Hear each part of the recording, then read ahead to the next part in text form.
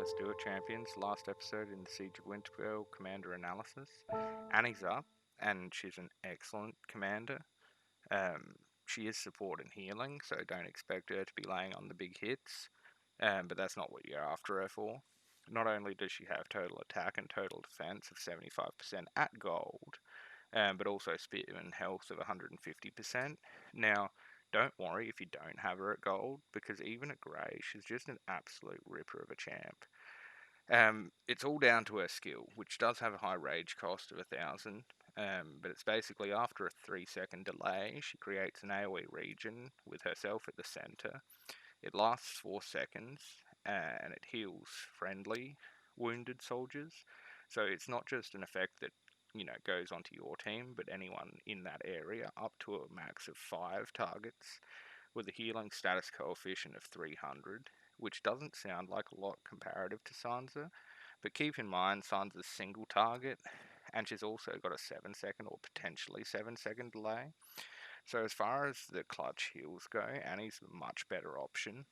She also restores 50 rage, which doesn't sound like a lot, but it does help out, especially with those high rage cost champs. They don't necessarily get the time to build up unless they're standing and fighting, and if they are standing and fighting, then they're taking hits.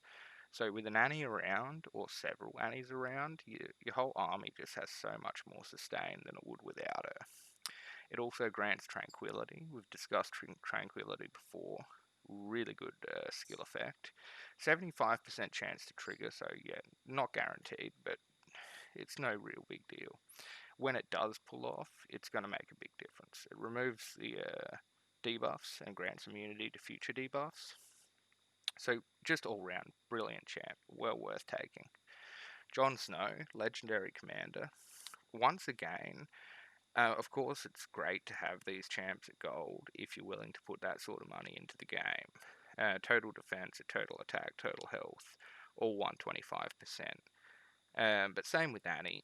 At a lower level, you're not going to notice this stat loss so significantly because the skills are just really useful, and so much more powerful than other options. So we've touched on it before, the balance between getting your stats in teams and getting your skills in teams. If you've got your Lord in that team, then not getting a significant boost from one commander isn't going to kill the team. So he's got a rage cost of 650, which is extremely low considering how good this skill is. It grants tenacious and enhanced strength, which reduces attack damage and skill damage by 75% for 4 seconds. So where others do 30, 35, he's up there with 75. Also grants provoked, which increases counterattack damage by 150%, which is just phenomenal. So if you've got access to him, even at grey, he's definitely somebody that you should think about taking, and you shouldn't feel bad about the loss in stats compared to the gold, because let's face it, not a lot of people are going to be fielding a gold John. If they are, well, good on them, power to them. But for me, myself, I don't have him. I've thought about potentially just getting him sneakily to grey for use, and that's testament to how useful that skill is, I think, because I wouldn't normally do so, and I wouldn't normally say it's worthwhile.